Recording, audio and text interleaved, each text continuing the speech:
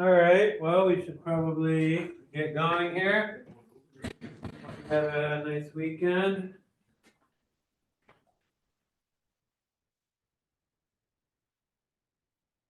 And I hope you were able to watch Two American Families. Can you give me your honest answer? How many of you were able to watch it? Most people? Okay, good, because today's session will make more sense if you've already seen it. So just to give you a heads up where we're at, so we're going to talk about that video today. If we finish that discussion, we can get into a little bit of review for the exam. Thursday will be totally devoted to review for the exam. So what I ask from you is that you go on Canvas and download the study guide. I've put a few announcements up that give you the study guide, but if you didn't get those, you can go to Files and you can find it there. There's a folder called Review Guides, and this is the review guide for the first exam or review questions. So please study that first. In other words, your job, your preparation for the exam should be on your own at first, and then on Thursday, I'll have time to cover a few of the questions from the study guide, but not every one. So you should be spending time figuring out what it is you don't know. What are the ones on there that you go, I don't think I can answer that one. If I had to answer that one, I don't think I know the answer. And I can't find it in my notes. If there's questions like that, those are the ones you should note. And I'll try to go over those on Thursday. Remember, there's three main things that we're learning about. The overall thing is what is sociology? But that's the whole semester, really. So we're just on our overview of what is sociology, the three main schools of thought, and the founding fathers, and then what is conflict theory. And then within each of those questions, there's several other questions.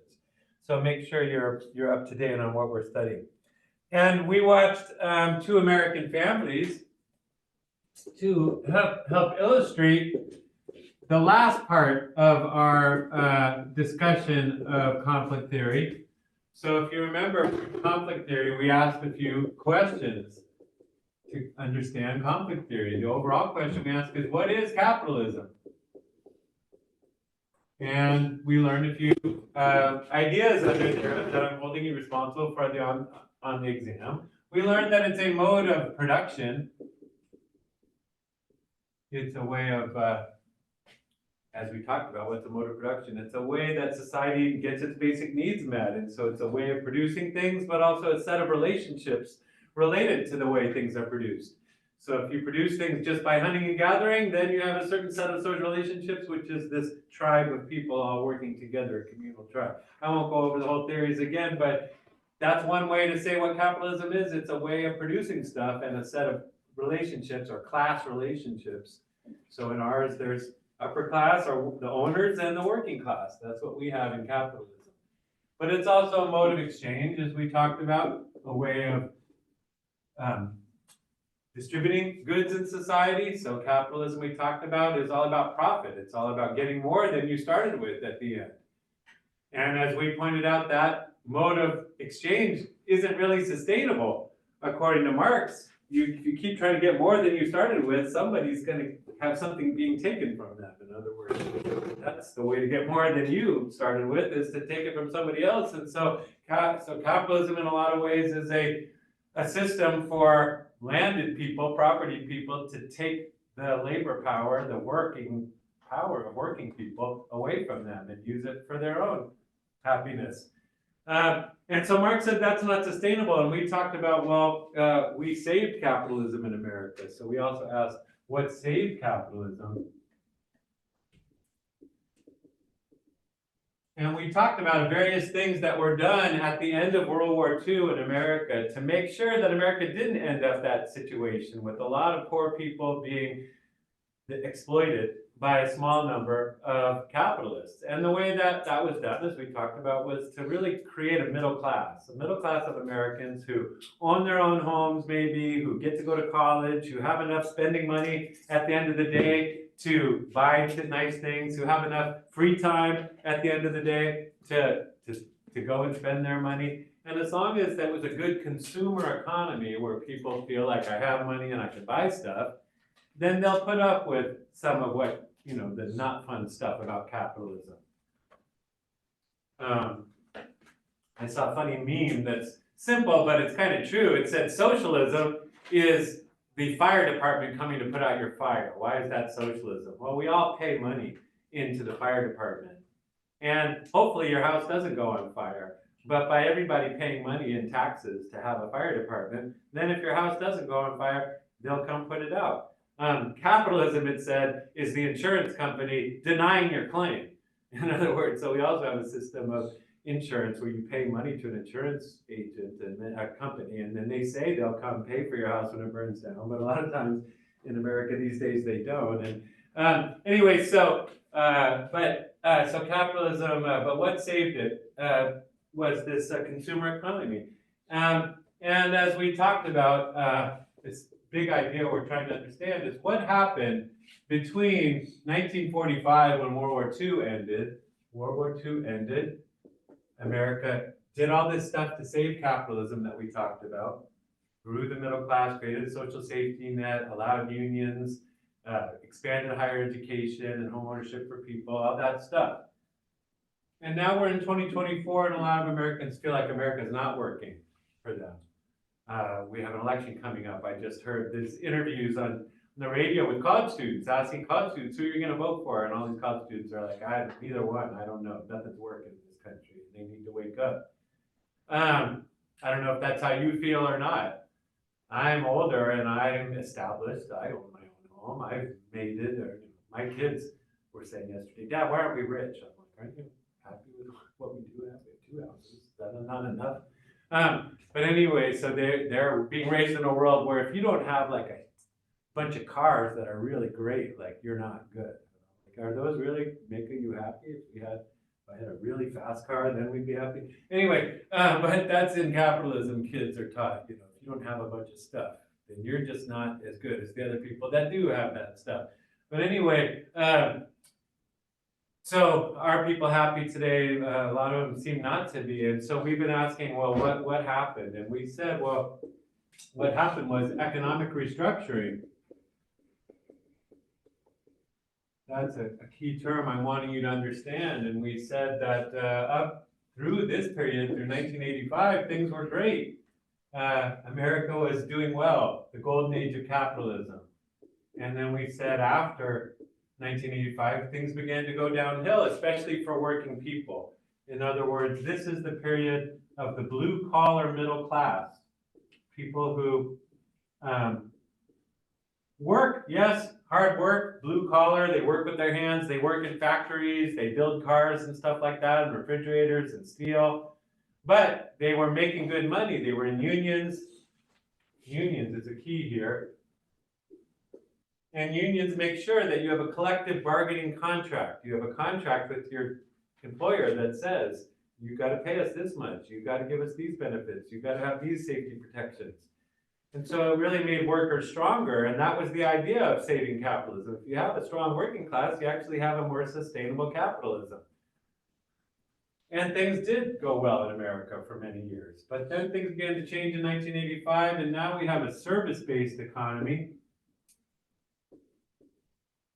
This one, by the way, is manufacturing. What allowed this blue-collar middle class is a manufacturing-based economy.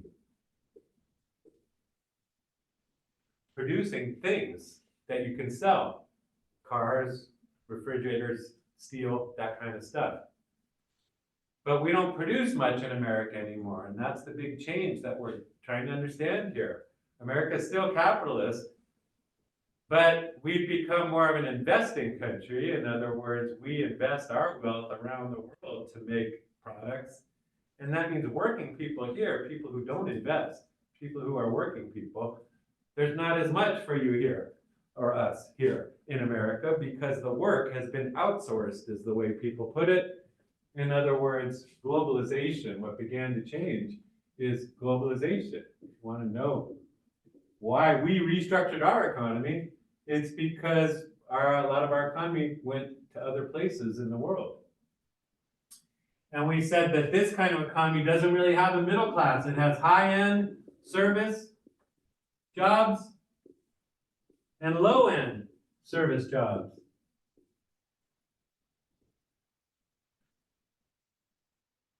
And so we said, well, what is globalization? What changed? Why did we restructure? Why did we allow this? And what we said is it's mobility of capital. It's free trade agreements, like NAFTA. I'll just put NAFTA here. When capitalists are more able to move their investments, they have more freedom. That's what free trade means. North American Free Trade Agreement. Free trade means I'm a capitalist, I get to freely move my investments where I would like to move them. And so many capitalists decided around the mid-80s they could make a lot more money if they moved their investments to places like China and Mexico, as we talked about. And those were places where labor was a lot cheaper. We said a lot of things were cheaper in those places. We called it the race to the bottom. If you allow capital to go to other places, then capital is free, but the places aren't free. I mean, if you're a worker in America, you're stuck in America. If you're a worker in Mexico, you're stuck in Mexico. If you're a worker in Ecuador, you're stuck there. But the capital gets to go wherever it wants. And so we, the working people, have to try and get capitalists to come to us and give us work. And how do we get them to come? Well, we'll work really cheap. It's kind of like it's called selling yourself. And when people sell themselves on the street, they're trying to say, I'll go really cheap and you can do anything you want to me. So do we all want to sell ourselves out to the highest bidder? But that's what the race to the bottom suggests, is that we're all sort of in the position of having to sell ourselves to capital so that it'll come. And that means things like we'll work for cheap, we'll let you mess up our environment, we won't expect democracy and workers' power and workers' rights, we'll just do what you tell us. And American working people have worked hard to have some power, to have some say, to have some status in the workplace and have clean water and clean air and all the things that Americans like. But now, and so what we saw in this movie was people who really experienced this transition that we're talking about. People who in the middle 80s were working in blue-collar, middle-class jobs. They had good money, they got vacation time, they had benefits, medical and dental. You saw both families as working families were able to buy a house on their working class pay. And that's what we say in America means, making the American dream. Buying your own house, not having to pay a landlord, being able to see your house value go up with the property values. Both families bought into that and said, yeah, we're good Americans, working hard, buying our own house, believing in the free market. But then, for reasons that had nothing to do with them, suddenly they're being told, no, those jobs, you don't have them anymore. And nobody does. And all the people in Milwaukee saw their good middle-class jobs just leave. And what do you get in return? You get service. And you saw in the movie both families trying really hard to somehow find a service job that would get them back to the level that they used to be at.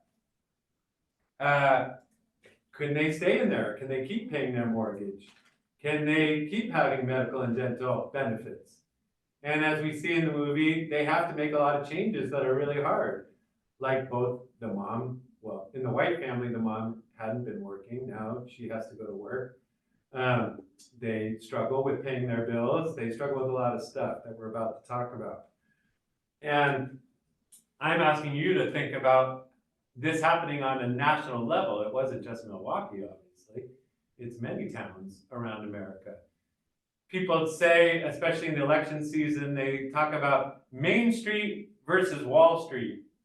And that's exactly what we see here. Main Street refers to people's communities, their towns. We have Main Street here, Northfield Road, we have downtown Marysville, we have Plymouth Street, we have a couple of main streets in this community.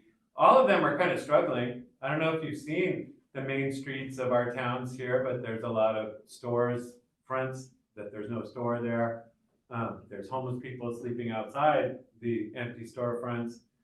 So a lot of main streets in America are not doing well. What is doing well? Well, Wall Street. So if you go to New York City, where there's a street where all these investment houses are, that's where all the stockbrokers are, that's where all the stock is. They're doing great. Stock market's, doing well. So if you invest money, if you're a capitalist and you make your money by investing it in companies, things are going great for you. If you are a working person who makes your money by selling yourself to to companies, there's not as much work in America as there used to be, which with good. Hey, meanwhile, you have a lot of people coming from even places with even less work, trying to get work here and finding that things aren't maybe as good as they were told or were led to believe. So anyway, so we see all that in this movie, and I mean, we see it on a small scale, private troubles, these people in their private troubles. But if we can, as sociologists, see that they're not private, lots of other people were facing these, and they weren't because of their own behavior. There were structural things changing. The social structure was changing, being restructured. And so their own choices, their own beliefs and values didn't really matter. This thing just changes. And so that's what I'm asking you. One of the things I asked is, what social problems did you see in this movie? And another way of asking that is, in what way are these not just private troubles of the people in the movie, but in what way are they public issues?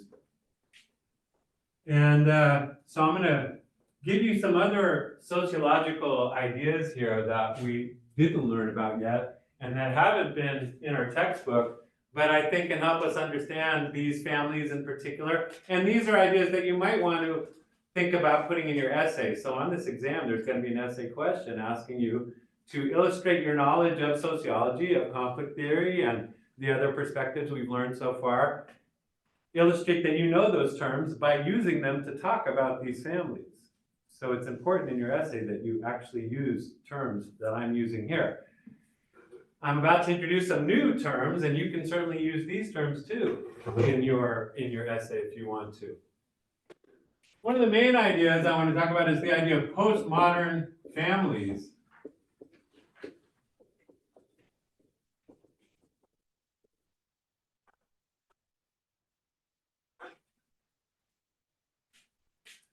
So one thing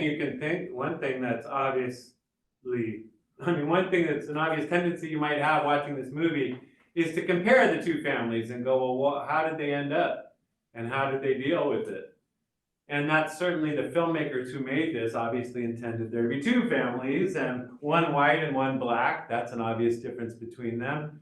But there's other variables that we could think about. That's a term we haven't really used yet. But when you're comparing things sociologically, the different factors you're looking at, we can call those variables. So race could be a variable, gender can be a variable, class can be a variable, age can be a variable. All the things I asked you about who you are sociologically, we can compare people on these things that vary, like your race varies, your class varies. Anyway, so comparing these two families and asking, well, in what ways did they vary as families? In what ways did they differ from each other? And how could those differences explain the different outcomes if they had them? And so that's one thing to think about. And this concept, postmodern families, maybe helps us think about it a little bit. It's the idea that things are changing in America, and as they've changed, our idea of what families are about has changed and has to change. The modern family, and we could call this the modern family ideal, meaning a lot of families didn't quite fit it, and maybe nobody fits it perfectly, but it was the ideal people had in their mind. When you asked an American, and we're talking about traditional America, sort of the 1945 to 1985 period, we could put it that way. The post-World War II period in American life. What did people think a family was supposed to look like? What was it supposed to be? It's supposed to be, two parents. It's supposed to be usually just one quote unquote breadwinner, the male. So when we think of, you can think of 1950, you can think of old TV shows here maybe, because those TV shows were in fact trying to help construct for people what the ideal American family should look like. And so on those old shows, like Leave It to Beaver or Father Knows Best, I don't know if you've ever seen these old shows, the Flintstones, Happy Days, you know, you have like a dad and he's the guy that works, and you have a stay-at-home mom, usually, stay-at-home mom.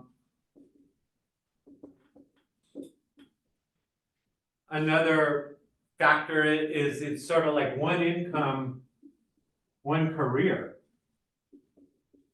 So not only is there just this one income, the guy is making the money and bringing it home, but he has one career, like he gets a job out of high school or out of college, and then his whole life he has that job and he retires on it. You know, the ladder, the career ladder, and, you know, ending in a pension where you get to retire and still get paid.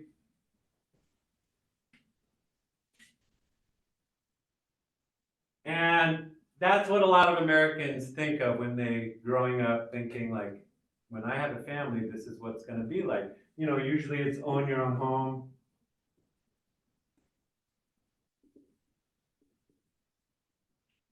Maybe have 2 cars in the garage. That's the typical, that's the sort of American dream family. The white picket fence, the house, we got the 2-car garage, we got kids, 2.7 kids. No, what would 0.7 kids be like? But that used to be the average, 2.7 kids Americans had. Anyway, but the postmodern family, that's the reality that a lot of people nowadays are dealing with. Where you have, for example, maybe not necessarily one parent, you know, not necessarily 2 parents, you know, 1 parent, blended families, divorced. I mean, we have a lot of different family relationships nowadays besides just dad and mom who got married in high school and stayed together their whole lives. We have same sex, all kinds of different arrangements nowadays. We don't usually just have one income nowadays. The cost of living has gone up, wages have gone down, and again, if you're in the service industry and you're making minimum wage and you don't have benefits and you're married to someone, they're gonna have to get one of those jobs too, at least, or maybe 2 or 3 of them for you guys to be living at the American dream level. So multiple incomes.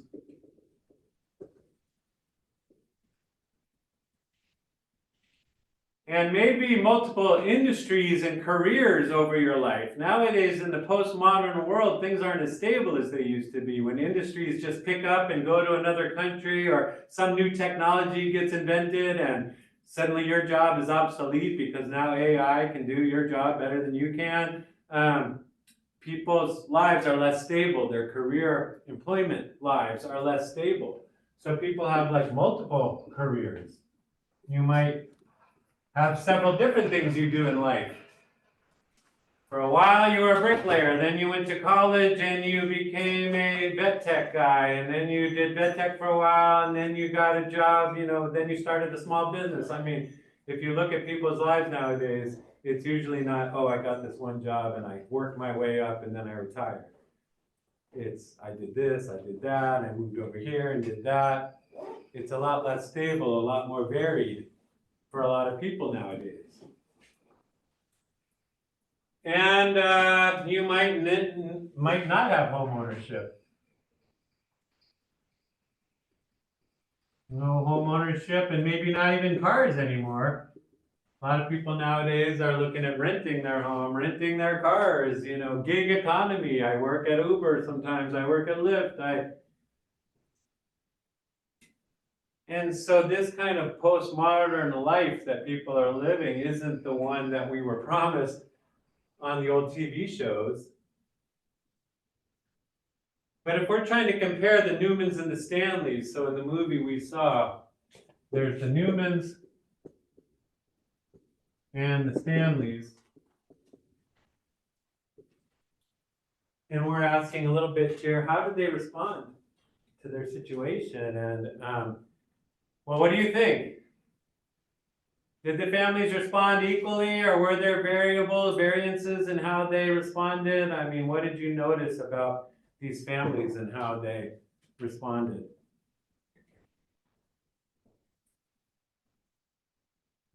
One family got divorced. So one family ended up breaking up. Which family was that? The white. The white family? Are you saying that the race is the variable you think that might have been? What other explanations could we give? One family stayed together and one didn't. Any other theories about why? So this, we can also think of this as data. These are real people with real experience. And our job as sociologists is to come up with explanations, theories, to explain these social facts that we saw.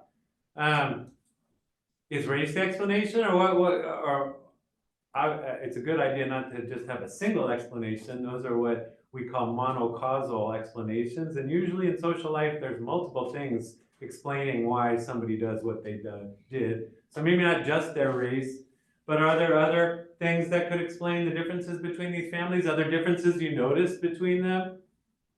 Well, like I noticed the Stanleys relied a lot on their religion, and it helped them get through like a lot of stuff. I don't know if it necessarily is like a reason why they stayed together, but it helped them. So religion's a big part of this video, and I wonder, so it seems like the Stanleys were more religious to you? Yeah. What? Because they would always go to church, and then I don't remember the dad's name. He became a pastor and would like think that whatever they could get through was because of God. They started their own church, yeah. And he was his own pastor for his own church. And yeah, whenever they were asked by the interviewers of the movie, they would bring God into the discussion. But did the Newmans not go to church? I mean, what was it? Is it accurate to say that one was religious and one was not? Or what is the comparison there that we could make between their religions? One family stayed positive throughout the whole. They tried to stay positive and the other ones kind of got negative.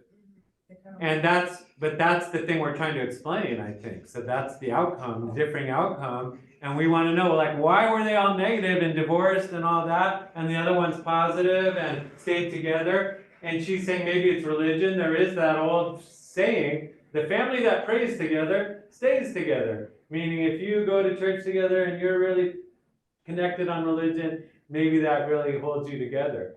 But I'm asking whether it's really accurate to say that the Newmans didn't pray together. It did show them going to church quite a bit.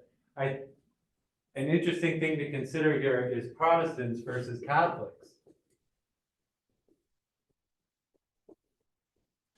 That's the difference between them.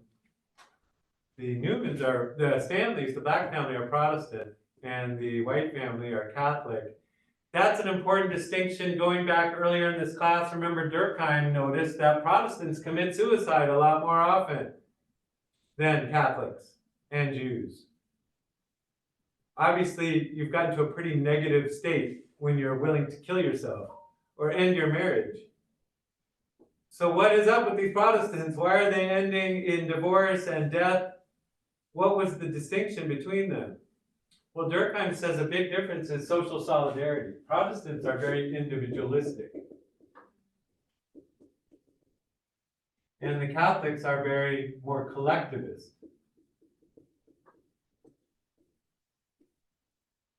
And Durkheim said, if you're individualistic, if you never spend time going to church or with other people or doing social stuff, then you just get very withdrawn and introverted and into yourself, and that's why you end up committing suicide and stuff like that. But in this video, it was the Protestants, the black family, that was more positive and happy seeming.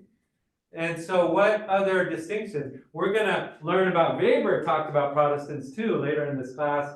He said that Protestants are what made America such a wealthy country because they believe so much in individualism. They believe so much in hard work and that you need to be trying hard to outdo your neighbor and making as much money as possible. We're going to talk about that Protestant ethic later on in this class, but if you ask about, look at Americans, is it really, one of the arguments Americans make is who's willing to work hard or not? And an old racist stereotype is that non-white people don't want to work hard, and white people do. But Weber said it isn't really about race, it's more about the culture. If you come from the Protestant religion, it has a belief system where working hard is what God wants you to do. On the other hand, if you come from, in certain Catholic cultures, if you go to Spain, for example, Spain believes more in the idea that you're here on earth to enjoy life, to be happy, not necessarily to work all the time. And so they don't always try to work all the time in Spain, but not because they're lazy, but because they think life's about more than just work. But in what ways do you see the Stanleys being very, so this individualism, it's all about self-reliance.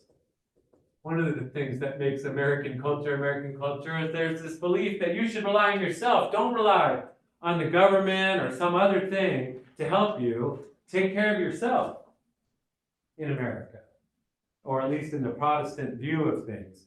Were there ways that you could see that the Stanleys believed strongly in this idea that you should take care of yourself? I noticed how the dad, he said that he wasn't going to go on welfare, he wasn't going to go on food stamps, that he was just going to work. Yeah, he said, you're telling me I can go on welfare now, but that's not me. I can't do that. So he was happy. He was like willing to go take a lower paying job rather than go get help from the government. What other signs where the Stanleys believe strongly in this idea that you don't get help from somebody else, you do it yourself? The kids started their own business. The church, they started their own church.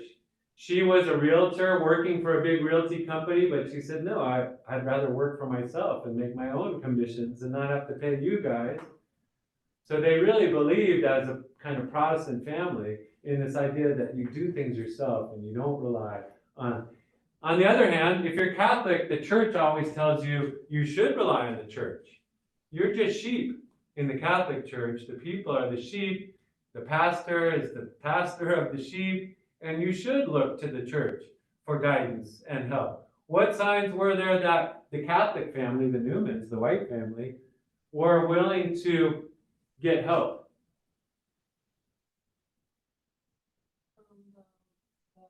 Trying to go get donations.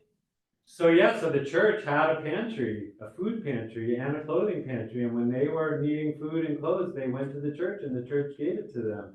When their kids needed jobs, they went to the church and they got jobs in the church. When he got a job, Tony finally, it was the pastor that brought them up on stage and showed everybody, look, he got work now. And everyone was so happy. So it's not that they weren't religious, but they're more part of a communal Catholic religion where you're part of a whole group and the group is, rooting for you and helping you. Whereas the Protestants were more about, it's us and our family against the world and we got to do what we got to do to succeed. And so I'm just complicating the picture here. There are differences between white Americans and black Americans, but sometimes they have to do with deeper things than your skin color, your religious upbringing and the cultural values that you hold dear. And so but that's one explanation, is their religion. What about this idea though? Is there in some way, the argument here is that Tony Newman and the white family, they were expecting to be a modern family. They were expecting to have, we own our own house, dad works, mom stays home, we raise the kids, she stays home with the kids, and I have a good manly job out in the world, and she has a feminine job at home taking care of the kids. And that's how it should be, and that's how it will be. The Stanleys, though, seem to be more willing to say, okay, well, we need to have more than one income. Okay, wife has to work. In fact, she had always worked, Jackie Stanley. In fact, you can make the argument that black families in America have always been postmodern families. Black people never got a chance to just have mom stay home. They were brought to America to work, to be slaves. The children, the moms, everybody always worked in black families. You didn't have one person getting, so I'll just stay home while you guys work. So it's always been the case. Black families have experienced many times in American history when your job just goes away. In fact, that had already happened to black families during World War II. Black families were called up to the north to work in factories to help with the war. And then when the war ended and all these white guys came back from the war, black people were told, well, you're not needed anymore. Mexican people too. You're not needed anymore because the white workers are back from the war. So sorry, your job's not here anymore. And this guy's going to have it now. And so a lot of black and brown families experience this in America, like just through no fault of your own, you're told that you don't have this good job anymore. And you've got to go find something else. So that wasn't a new thing for black families like the Stanleys. They've seen this before. In fact, they were from the South. As you notice, their son Keith went back to go to college in the South, and they were feeling all nostalgic and connected to the South. But they were a family that obviously had moved up to the north, Milwaukee, probably during World War II, during the Great Migration, when large numbers of black families moved from the South to the north. And Mexican and brown and Puerto Rican families also moved from Mexico and Puerto Rico up to the north, to North America, to the United States. And so, in a way, you could say for these brown and black families, they've already been postmodern. They've already experienced this instability, this multiple careers, wives working along with men, less division between masculine and feminine. In other words, if both man and woman have to work, then this idea that I'm the man and I make the money and you're the lady and you stay home and take care of the kids, that was not going on with them as much. I think you also, in thinking of gender, how did people experience their gender in this movie? Was there anybody experiencing what we could call a masculinity crisis?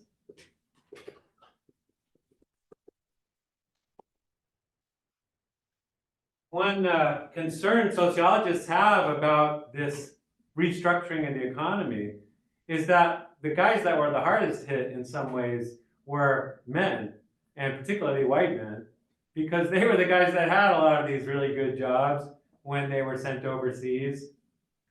And a lot of men in America have been taught that to be a real man, you what? You have to make more money than your wife. A real man makes more money than his wife. A real man uses his muscles on the job and sweats and gets dirty.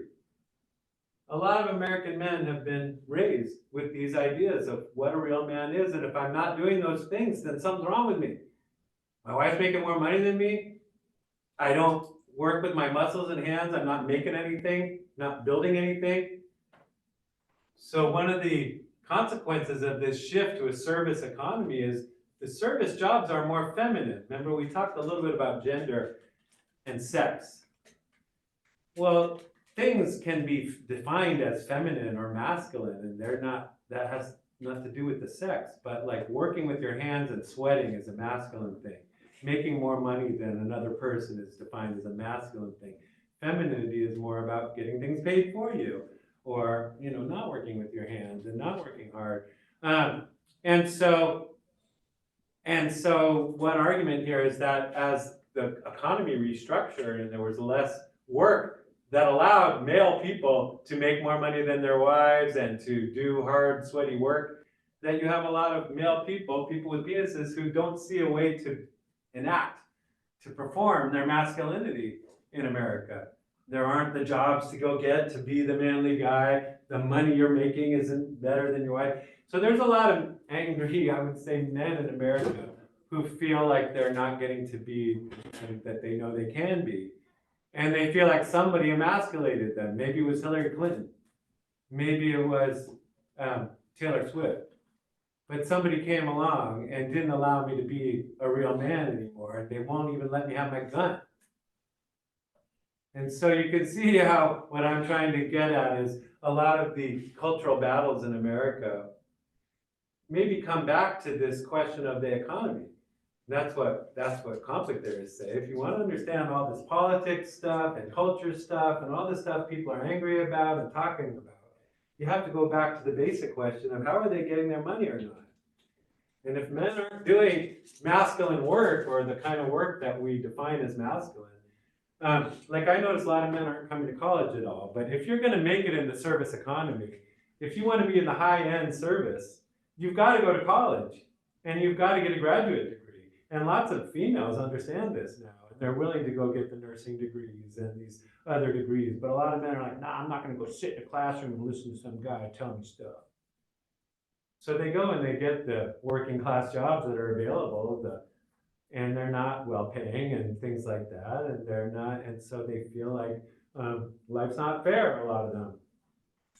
But, so did you see any of that in this movie is what I'm getting at? Anybody with a masculinity crisis in Two American Families? What about the two dads? Were they unhappy being the men they had to be? Huh? The news, but Newman, Tony Newman? Yeah, what about him? he was having a masculinity. What signs were there that he was having a masculinity crisis? He was feeling depressed. So he got really depressed and he wouldn't talk to his family. He said, I got to go work the night shift. And I've always asked myself, that night shift paid $1 more an hour. So for $8 more, he would work all night and then sleep all day and not see his family. And I asked myself, was that really a necessity or was that a choice he made? It was almost like he decided, if I work at night, I'll never have to see these people and I can go to sleep all day. And that's a sign he's already depressed. He's already given up on his role as being the father. He said many times, I'm supposed to be the breadwinner. I'm supposed to be the one making the money. And she's supposed to be staying at home. And he sees that she's not. What work did she get that might have challenged his masculinity? Again, one idea about masculinity and femininity is that they're defined against each other. So my own masculinity is dependent on your femininity. In other words, if I'm the guy with the penis, my masculinity has to be different than your masculinity or something like that. So like if your wife starts doing things that are considered masculine, then you, as the male person, might feel like your turf is being impinged upon or somebody's walking on your toes. Were there any signs that Tony felt that way, or what kind of work did Terry get, his wife? Anybody else watch it besides Lindsay? She got a job as a security guard, which meant that she was carrying a gun, which is again a very potent symbol of masculinity. She's driving a truck. She said, I love the power of driving behind a big truck. And the interviewer's like, power of driving behind a big truck? She's like, well, people like look at me and they're like, wow, that's a woman driving that thing. And she was feeling really good about it. And if you see, like, her femininity changed. She went from being very feminine at the beginning of the film to being kind of masculine. So she started out as selling makeup, selling skin products out of her home, and taking care of the kids. And her voice was higher and softer. And I'm just trying to sell new skin. And then she gets a job as a security guard, and she says, I carry a gun, I secure the vehicle, and I secure the property. She starts asking a lot more tough and masculine, and she liked that. She wanted to have a uniform, a gun, and it seems like Tony sees all this and withdraws. He says, well, I guess I'm not the man anymore around here. I guess I'll sleep all day. And then they ended up divorcing. What about Claude Stanley? Was he more okay with his wife being involved in work?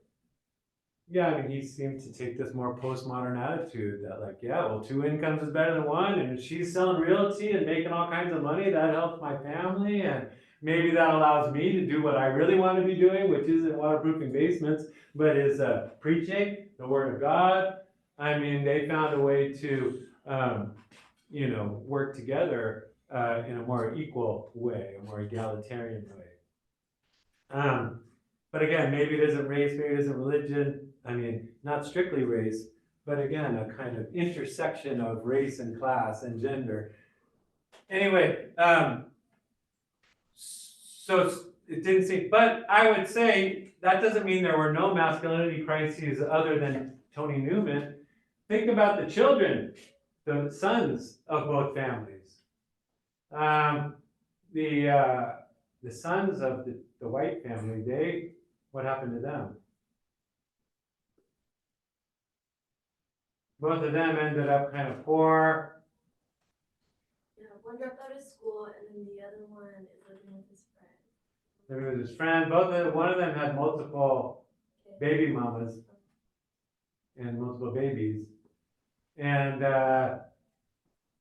And so I would say they experienced a masculinity crisis too, in that they weren't able to become the kind of men that they think they're supposed to be, or that if you ask them, are you proud of the man you've become? They might say, not necessarily. One of them, carries a gun all the time, thinking that's the thing that protects him and keeps him safe, but he takes care of his overly fed cat. And then there was, the daughter of that family, how's she doing? She's doing quite well, or you could say she's in the high-end service middle class, in that she was in finance and was able to buy her own home and save up money and stuff like that, or she was in the process of doing that. What about the Stanley family? How did those boys come out? Well, Keith Stanley has bought his own home, he says, but he's never gonna have kids. And to me, you could see that a little bit as a masculinity crisis, is that one of the things we expect of males in this society is to become fathers, and if males are deciding, I'm never gonna be a father, that's a sign that something is out of whack in the society. And he said the reason I decided that is I saw what happened to my parents and all the struggles they went through because they tried to be kind of like a modern family and didn't succeed at that. And then what about the other two? One thing we should keep in mind is, even though it looked like the Stanley family was more successful staying together and everything, when you make a documentary, the things you don't show are just as significant as the things you do show. And one of the things they don't show in that documentary is the children of the Stanley family that much. A couple of the daughters of the Stanley family barely took part at all. Why not? One of the Claude Juniors also didn't take part really in it. And so they seem like they're the family that stayed together, but there clearly were some divisions in there and people not wanting to be part of the film and stuff like that. And so we want to be careful to assume that everything we saw is the truth. What did we not see? And but that's always a question when we're gathering data about people. The data we have is what we can theorize about, but we don't know what we don't know about people. And so, but anyway, so thinking about gender and how people's gender changed as their economic structural circumstances changed. When who has what changed, like who has what job in our family, then how we think and feel changed too. So when she was staying at home and he was the one making money, he felt great about the family and I'm a great dad and I'm a great husband.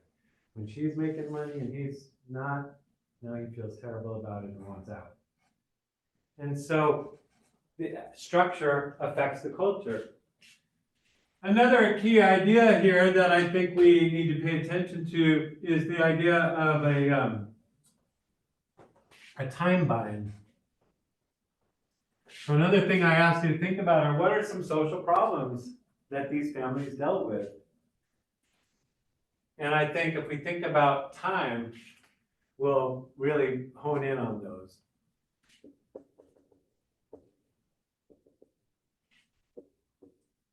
So some sociologists have called attention to the fact that today's working families, the thing they lack the most is time. It's time, not money.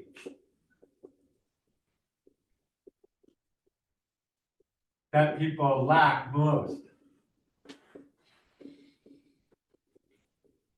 So in an earlier period of conflict theory, we might have thought that the working class, the main thing they're being deprived of is money, and that we need to find a way to help working class people get more money. But in this restructured economy, in the postmodern era we're in the new economy of the post-industrial times that we're in, maybe people's time is their most valuable thing that they lack.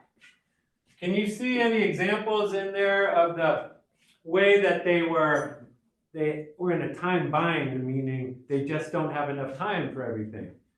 Not enough time for everything.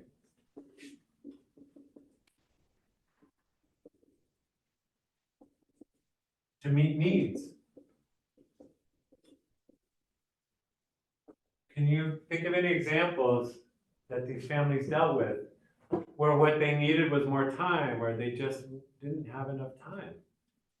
I noticed that with the Newman family, the parents, they work totally different schedules, so they would never see each other, and I feel like that kind of like related to like the whole thing. So time for family time. If you're working all the time and you're having to work these untraditional schedules, and that's another thing we could mention, by the way, in terms of comparing modern to postmodern. The modern family ideal was that you just work 9 to 5, and then you have all this time in the evening and weekends for your family, which coincides with the school week as well. But in the postmodern era that we're in, people might be working at, 7-Eleven, they work night shifts or whatever, they work the all-night shift at Walmart, and they work weekends, service jobs are 24/7. And so that 24/7 economy means people's schedules are all out of whack compared to what they were or supposed to be in the modern era. And so yeah, family time was, and what problems, well, we'll get to the problems in a second. What other kinds of time did they miss out on? So it's spending time with each other. What else did people lack time for? And problems resulted. It's one I think a lot of you lack time for, but. Communicating. Well, communicating family time, but what about sleep? Sleep is like the number one thing people should be doing to take care of their health. And so many Americans just say, I don't need to sleep. But if you would just sleep, you will be so much better off. But the time for sleep, what problems can happen if you don't get enough sleep? I think they were experiencing all of them. And we'll talk about that in a second. What other time do you need? Did they not have?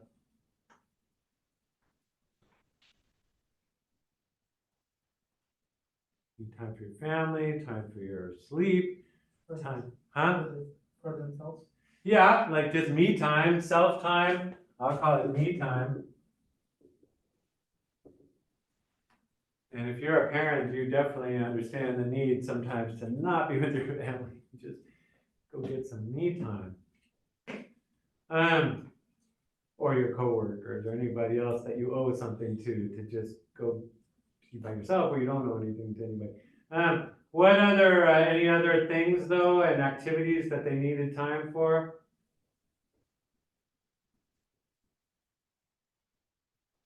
What problems though then? Problems caused by the time bind.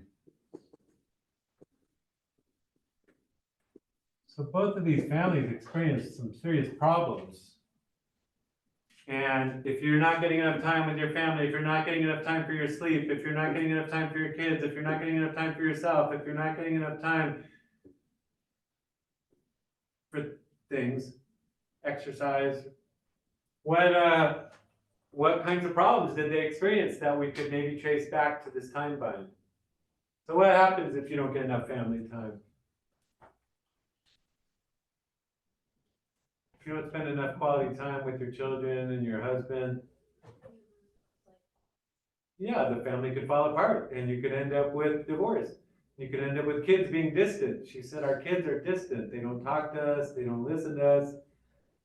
He stopped talking to her. He doesn't talk anymore. So family breakdown. Not just marriage breakdown, but breakdown between children and parents. What other issues did these families face that we might think about as time? And so then, well, we'll get to the question too.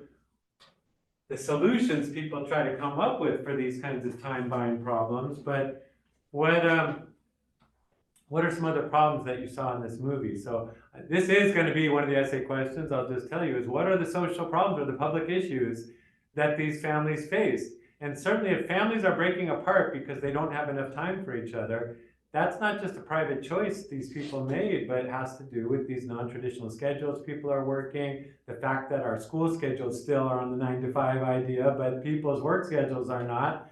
So our society is causing a situation where people aren't getting enough quality time with their kids in a lot of cases. So that's one example of what I mean by a public issue. Through no fault of their own, they found their families' relationships challenged and pressured to the point where they broke. But what other public issues did you see, or other problems they faced that weren't just their problems, but were problems lots of families in their situation were facing? If you don't get enough sleep, for example, what happens to you? And what problems did they have? Yeah, yawning. Yawning's not that bad. Much worse things happen when we don't sleep. Irritated. Yeah, but even worse,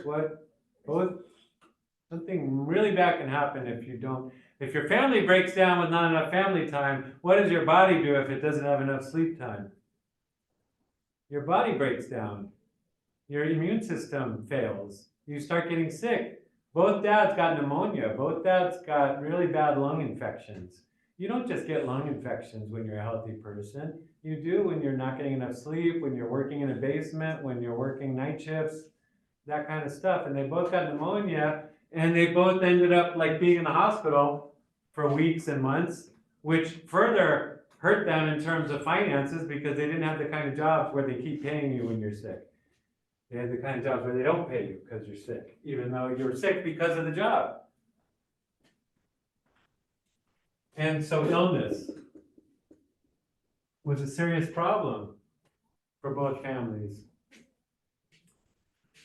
Did either of the wives show any signs of illness? What do you notice about the wives' bodies?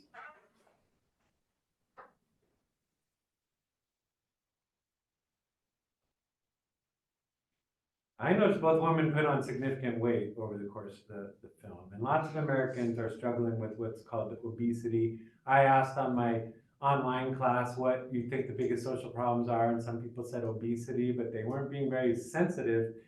This particular person was saying, it was in a different section, was saying, people just choose to eat and they're just not taking care of themselves. And I'm like, well, then that would be a private trouble that they themselves caused and could fix. But if we have lots of people in our society all being obese, that might tell you maybe it goes beyond a personal choice. There's reasons why lots of Americans put on weight. Can you think of why those two women did? Stress. I mean, stress and illness. If you're not sleeping enough, if you're not making enough money, if you're not having enough time for everything, you get stressed. And when you get stressed, you get cortisol. It's a hormone in your blood that stress produces. And when you've got a lot of cortisol in your blood, your body starts holding on to calories and water. It's like saying we're in crisis. We better not shed any calories or anything like that. So you start putting on weight. And a lot of Americans are stressed out and don't have enough time. And also, to understand this as a social problem, the food that we're given as a people is designed to not be very healthy. I mean, the way our food industry works, sugar and fat are very profitable. If you're a food company trying to make money, you want to put a lot of sugar and fat in your product because it's cheap to get and it makes people want to eat it. And so they do, and then will pay a lot for it, and you get a lot of profit margin. So a lot of Americans are being fed higher fat, higher sugar food than is good for them. And it's not always easy to get access to anything else. If you look along Northfield Road here, it's what's called a food desert. I mean, if you're a kid growing up in this area, how far does your family have to go to get access to fresh, unprocessed foods, like a fresh apple or a fresh orange? If you live over here at these College View apartments, you got to go all the way to Walmart, I think, to get to the fresh food. That's like a 3-mile thing or something like that. In a healthy community, people would have fresh food and fruit within like a block of their home, not miles away. But we have in America a lot of places where people just don't even have access to and the fresh fruit and stuff is more expensive than the cheap processed stuff. The US government sometimes subsidizes sugar, so the sugar actually costs a lot more than it would, but the food producers get it cheap. Anyway, you should see that movie, Food Inc. Or also Super Size Me is another good movie to see. But to understand why Americans end up bigger than we should be, it isn't, again, just for bad personal choices, but a lot of people blame themselves and say, I must suck, or I need to get a handle, or I need to go to the gym, or something like that. But a lot of it has to do with the way our food industry works, and the way our transportation industry works, and the way our working lives are so stressed out in our family lives. So that would be another one I'd mention. Other problems you saw these families deal with, what happens when families don't have enough time for their kids? What happens with the kids? Aside from family breakdown, what are the jobs of parents as far as their kids go, and what problems were the kids experiencing? Any problems there? They were all fine, doing great? They wouldn't listen to their parents. Huh? They wouldn't listen to their parents. Well, and so what problems were resulting for the kids because of that? I mean, that might be a problem for the parents. My kids don't listen to me, but what happened to the kids when they're not listening to their parents? What struggles were they facing? Where do kids go all day? School. Were they doing fine there? No. No, they're having all kinds of school problems. School problems like what? Grades. So grades falling, not getting their homework done, dad and mom were not available to help them with their homework or make sure that they got it done. What other problem? That was the white family said, and they had to go talk to the school counselor. And what about the black family? Anything the Stanleys experienced at school? I think it was in this cut of the film, but one of the boys got choked at school and almost got killed at school, and there was a lot of fighting at the school and kids beating up on each other, and she ended up having to move her kid out of the public school into the private school because of all the violence. And so school problems like violence, grades, disengagement. They're having similar problems here in Marysville schools, people beating each other up in the bathrooms and stuff at the school and things. You know more about it than I do probably. But again, trying to see these as not the result of personal choices only. People make their personal choices within the context of the structures they're in. And so if we ask, why schools in Marysville have problems in their bathrooms, but maybe schools in El Dorado Hills don't have those problems, is it because their kids are so much better than the kids here? I don't think so. I think it's because the structural circumstances kids are facing are very different at the two places. School problems, what about in the neighborhoods? When people don't have enough time for their kids, what other problems happen in the neighborhoods? Because sometimes parents are at work and the kids aren't at school. So what happens then? Games. So they said there were unsupervised kids, and unsupervised kids get into all kinds of trouble. In the black family, it was neighborhood, it was gangs. In the white family too, they said there were these, they didn't call them gangs, but groups of kids causing violence in the neighborhood, including the Newman kids getting their car bashed in and a rock got thrown, a brick got thrown through their house window.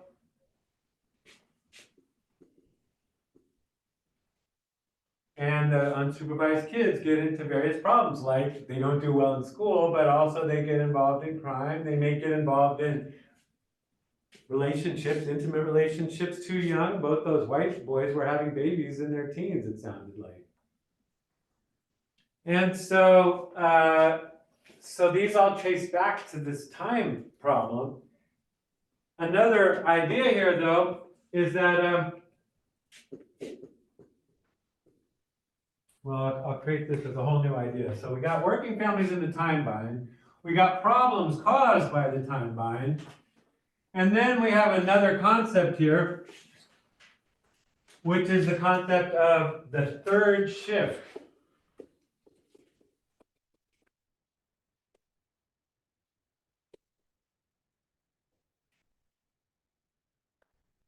So what is this referring to? If you're a working person, you know what a shift means. What does a shift mean to a working person? What's that word mean? Anybody know that word shift? Never heard that? If I say you work the night shift, does that make sense? Or the day shift? So a shift is a period of time that people work, right? And there's like a night shift, a day shift, an afternoon shift. The idea here for a sociologist, though, the first shift is the shift, your work, employment. But sociologists began to say there was a second shift a lot of women faced as women began to enter the workforce. So it wasn't just during the 80s because of globalization, but even going back to World War II with Rosie the Riveter and all, as women began to enter the workforce in America, a lot of women began working full-time, a first shift, right next to their husbands.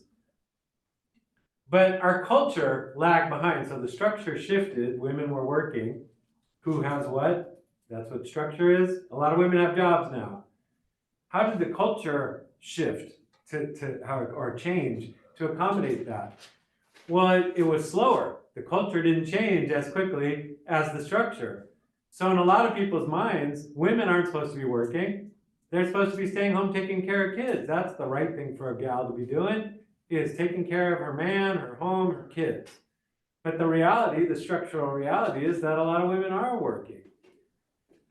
So what's the second shift? It's women working at home. Women doing most of the housework. What should have happened, maybe, is that as women took on more of the responsibility of earning money outside the home, men should have taken on more of the responsibility of helping inside the home. But for a lot of families, this didn't happen, and still hasn't happened. A lot of men still think it's their right and duty, I guess, to sit on the couch when they get home and watch football. And a lot of women think it's their duty to make the nachos and clean up the nachos and vacuum the rug after the nachos have been eaten for the football game. See what I'm saying? I don't know what it's like at your home. In my home, we try to be as egalitarian as possible, meaning equal roles for the male and the female. Even in families that say they're egalitarian, it ends up not really being equal. Can you think of why? Again, this goes back to this question of masculine versus feminine, masculine work versus feminine work.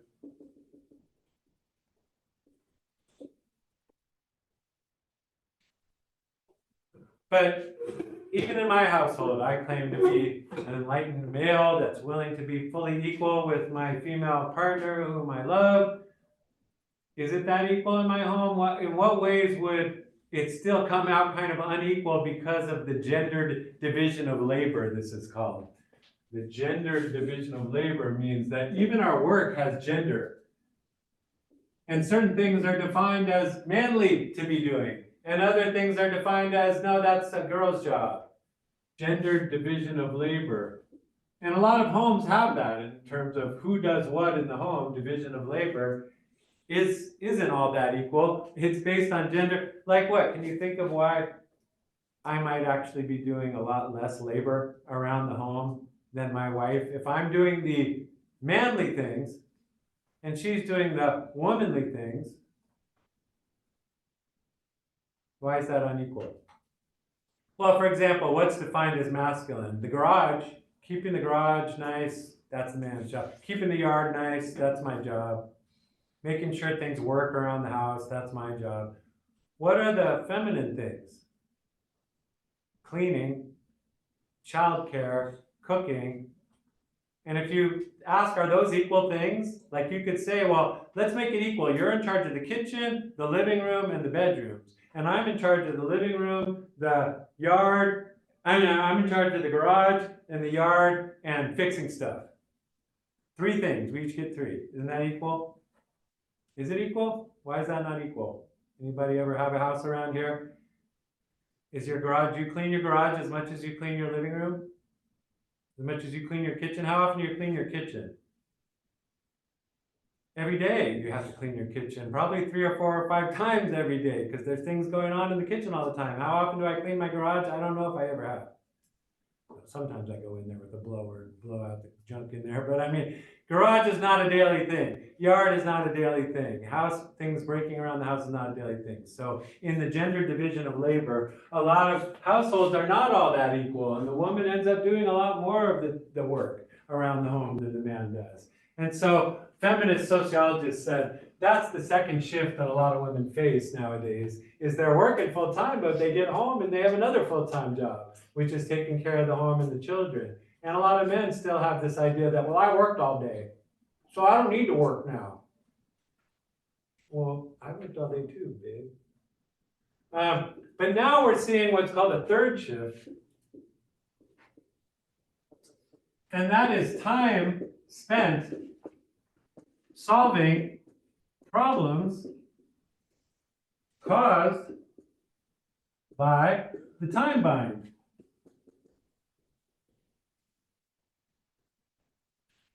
So the third shift families have to now spend time on is solving the problems they have because they didn't have enough time in the first place. Can you think of examples in this video where they were spending time trying to solve problems that were caused in the first place because they didn't have enough time in the first place? Like if they had, we talked about the problems, they had marital problems because they didn't have enough time for each other. Did they spend any time trying to fix the marital problems? Yeah, they did. Like what? How did they try to fix the marital problem? They went to Therapy, marital therapy, and she keeps going, and after a while, the other ones won't come, and why won't they come?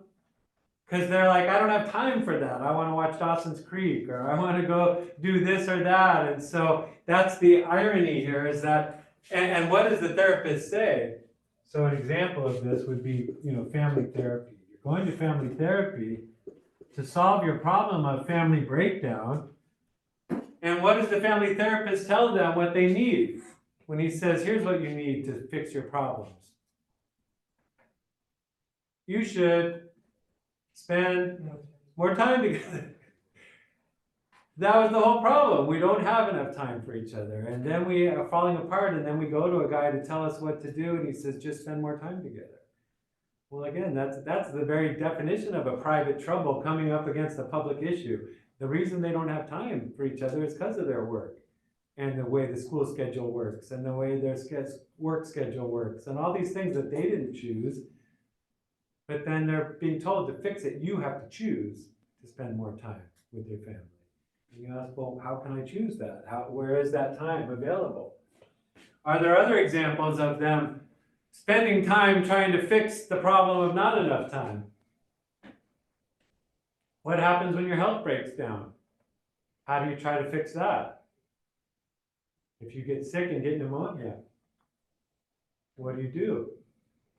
Go to the hospital. I mean, you spending time in the hospital solving the problem that was caused by you not having enough time for rest. The hospital is a place to rest, and what are you doing there? Resting because why? You got sick because you didn't have enough rest. But maybe they shouldn't have been working you so hard in the first place and paying you better and all that stuff, and you wouldn't have got sick in the first place. And then what does the hospital cost you? He said he ran up a debt of like $40,000 or something like that. And so now you got $40,000, and now you've got to do what? Work more to make up for the cost you paid because you were working too hard. That sounds like a vicious spiral, right? I mean, it's called burning the candle at both ends. You can't keep working to pay off the debt you incurred because you worked too hard. What's another example of them trying to solve the problem? Well, another key here is that there's an idea of a time industry.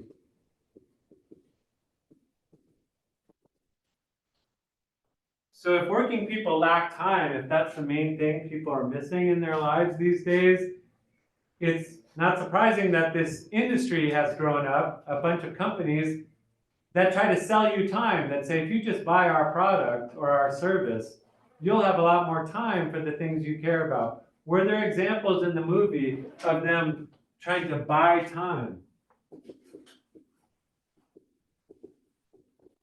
How are they trying to buy time? The card. So credit cards. So one big thing that they kept being sold, and it was powerful industries trying to sell that to them. If you would just get this credit card, if you'll just go into debt, then you can pay now for things that you'll work for later.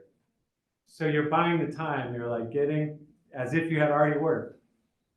And you can pay for it, but now you're going to have to work to catch up to what you just paid for. And the interest they were paying was huge interest. I mean, when you're a poor black person, they charge you way more for your credit than they charge me. We have a 2% mortgage on my house.